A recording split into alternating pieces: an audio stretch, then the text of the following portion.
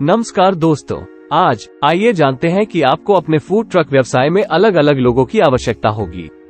उनकी भूमिकाओं को समझने से आपको अपने व्यवसाय को बुद्धिमानी से बढ़ाने में मदद मिलेगी।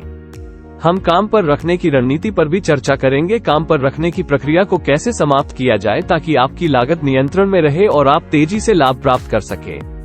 आइए अपने मोबाइल भोजनालय के सेटअप को देखकर शुरू करें कि वास्तव में श्रमिकों की आवश्यकता कहाँ है।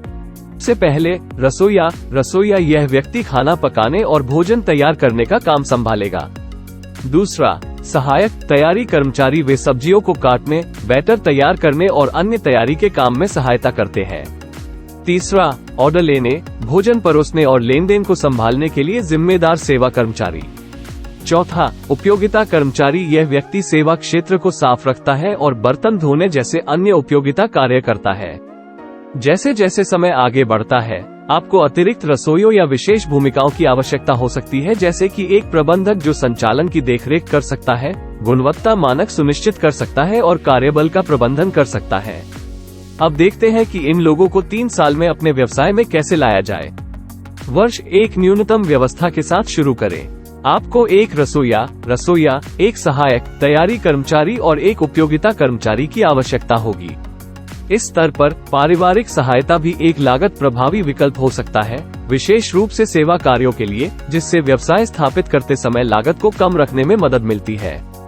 वर्ष 2 प्रारंभिक टीम के साथ जारी रखें, लेकिन जैसे जैसे आपका ग्राहक आधार बढ़ता है, ग्राहकों के बीच बातचीत को बढ़ाने के लिए एक सेवा कर्मचारी सदस्य जोड़ें। वर्ष 3 जैसे जैसे आपका व्यवसाय बढ़ता है, अपनी टीम का विस्तार करें।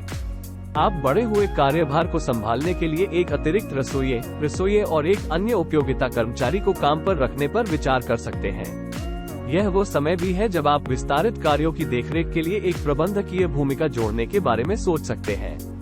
प्रत्येक भूमिका को समझने और धीरे धीरे लोगों को जोड़ने से आप अपने व्यवसाय को चतुराई से और सफलतापूर्वक बढ़ा सकते हैं। आपकी व्यावसायिक यात्रा के लिए आपको बहुत बहुत बधाई।